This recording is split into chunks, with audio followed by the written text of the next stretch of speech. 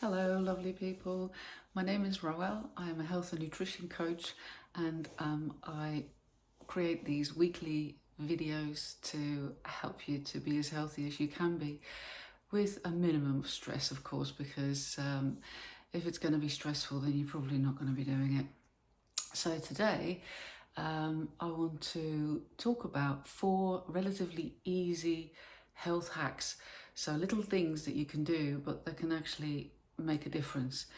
And the reason why I want to talk about it is because you may feel that you need to do something to improve your health, but it's not easy, is it? These things that you're supposed to be doing, they can be really challenging when it comes to changing your diet, start doing more exercise. There can be a lot of resistance, and maybe this is not the right time for you to do that stuff. Maybe you're not in a good place mentally, or maybe you've got a lot of things going on in your life and it doesn't make it easy to make these changes now. But I think it's a really good idea to do something, and even small things can make a big difference. And that's why I want to talk about 4 relatively easy things that you can start doing today, no matter what shit's going on in your life, and that can make you feel better. And that probably will then make it more likely that you're going to make more changes and be even more successful. So the first thing I want to talk about is, it's a bit of a health cliche. You may have heard it before and you think, oh God, is one of these people who has hot water with lemon every morning. But there is a reason why it's a cliche, like with most cliches. And it's quite beneficial to have warm water with lemon first thing in the morning, whether that is fresh lemon or whether, like me, you use therapeutic grade lemon essential oil. I find that much easier because then I don't have the faff of cutting and squeezing lemons, and I just put a drop or 2 of lemon oil in warm water. So I boil a kettle and I fill half a glass with cold water, add the lemon to it, and then I top it up with boiling water, and that half and half gives a nice lukewarm temperature.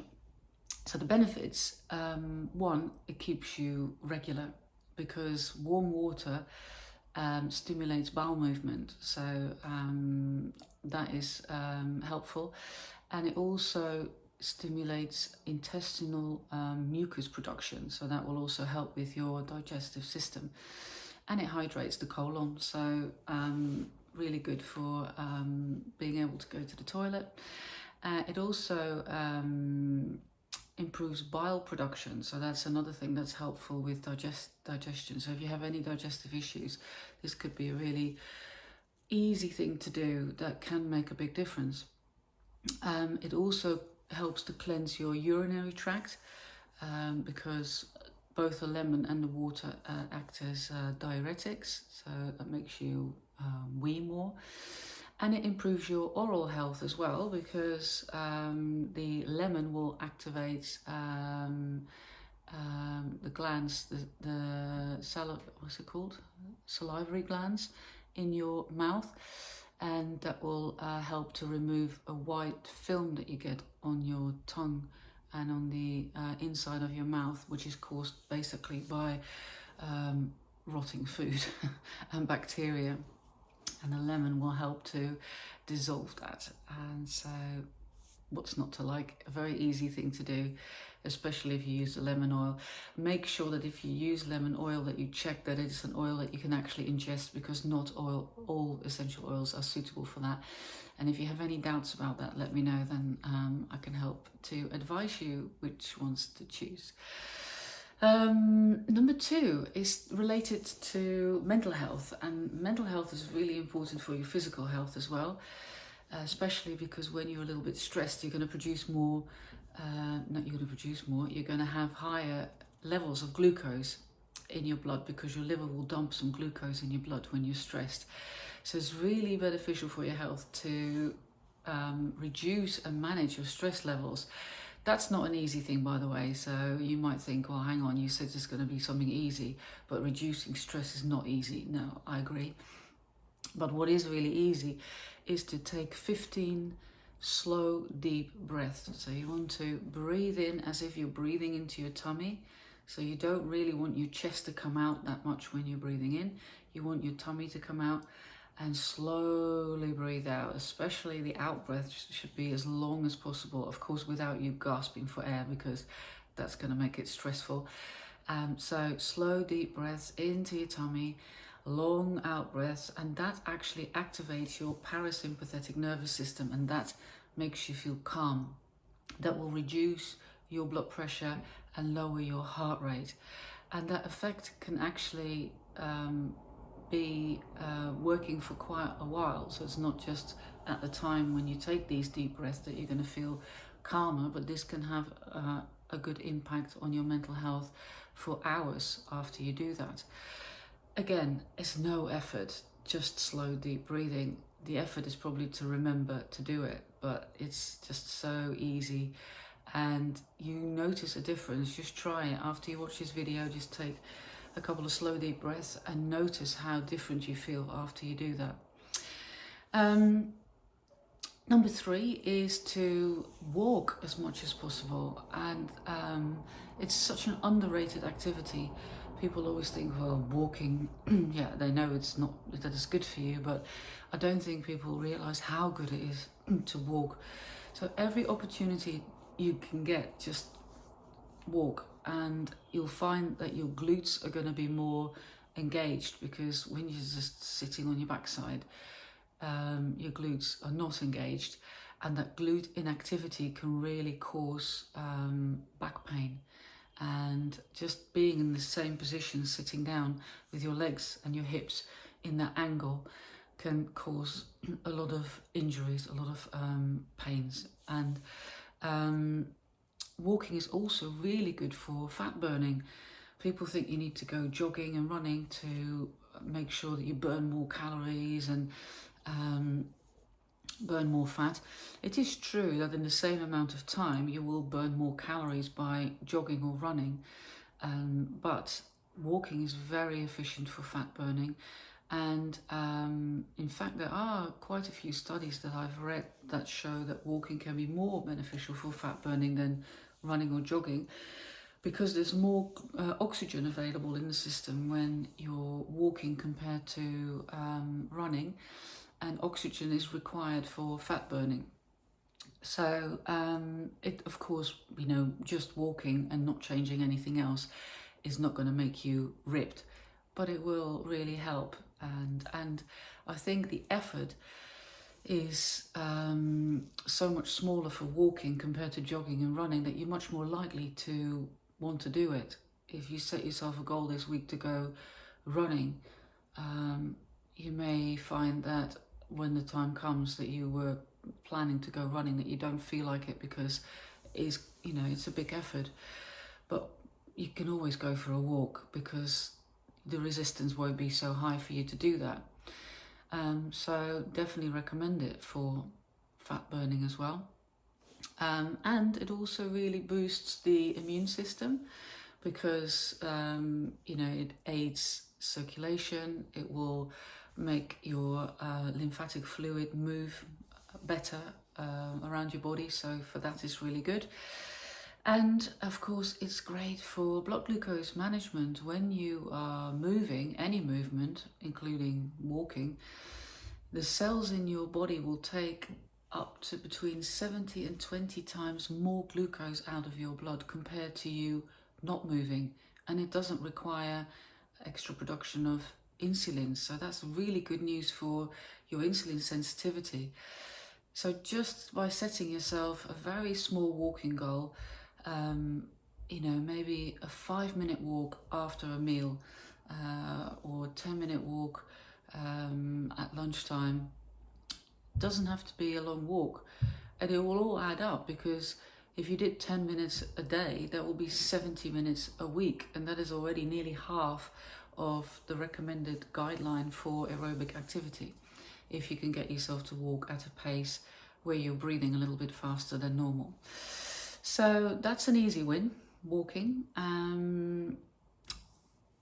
Checking your posture, that's the last tip that I want to share with you. Of course, there are many, many more, but I want to keep these videos short, so you will actually watch it. Your posture, that is such an easy win as well, and this is actually the goal that I'm going to set myself this week, is to check my posture. Sometimes I walk around and I see people my age walking around, and they look, I don't know, they just look, I think if your posture's bad, you look a bit defeated, you look a bit unwell, unhealthy, but also it's just not good for your body to function optimally. Because if you're upright, then your weight is much better divided, and you get less problems with your neck and your shoulders. That's often the issue that people get when they have bad posture. And if you work on a computer for hours a day, then you already often find that you're going to be a little bit stooped, and people get these humps in their necks because the posture is not great. And it also has a big impact on how you feel. You can try this out, but if you have a bad posture, you nearly feel a little bit like a loser, or you look like a loser and you feel a little bit like a loser. But if you stand up tall and you bring your shoulders back and your chest out, then if you feel a bit stronger, and that can have a really big impact on how you act. Try it out and see if that works for you. So if you want to have good posture, when you're standing up, you want your weight to be more on the balls of your feet, not on the heels of your foot.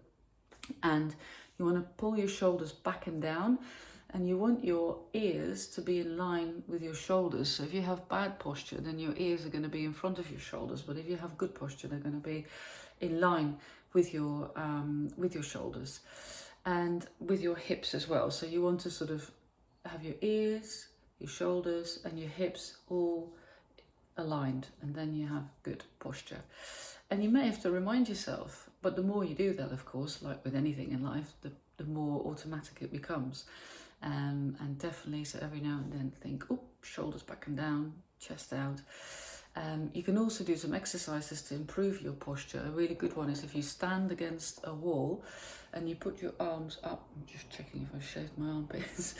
Put your arms against the wall behind you, and then bring your elbows down, but keep them touching the wall, and bring them down, down, down until you bring your elbows into your waist, but my shoulders are still back and the whole of my arms are touching the wall. I'm not actually doing it because I'm not close to the wall. So up, and then pull it down and really bring the shoulder blades together at the back. That can really improve your posture and you feel much better. And the way I'm going to make a little weekly goal of that is that every time I sit, and I do a fair amount of sedentary work, where I work at a laptop, that you want to maintain that sort of neutral position in your back, where you have a tiny little arch in your lower back. So if you're slumped, then that arch is gone, but if you sit up, then you have that little arch in your back and you're going to feel much better. Again, that's such a small effort.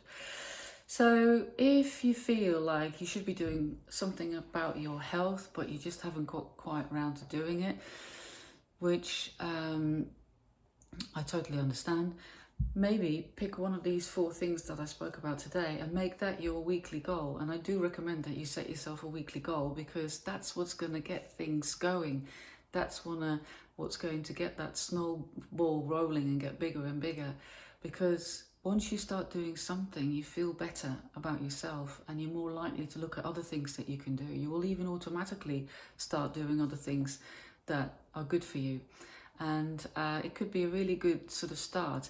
Don't keep kicking the can down the road. Is that an expression? I always butcher these expressions, but hopefully you know what I mean. By constantly making excuses about why you're not starting to do something. Maybe you think, well, I'll wait till the kids have gone back to school, till I've been on holiday, but then something else will come up. Then maybe you've got a birthday or celebration coming up, or maybe you're waiting for an injury to go, maybe you're waiting for surgery, but there's no reason why you can't do something already. It doesn't have to be a big thing.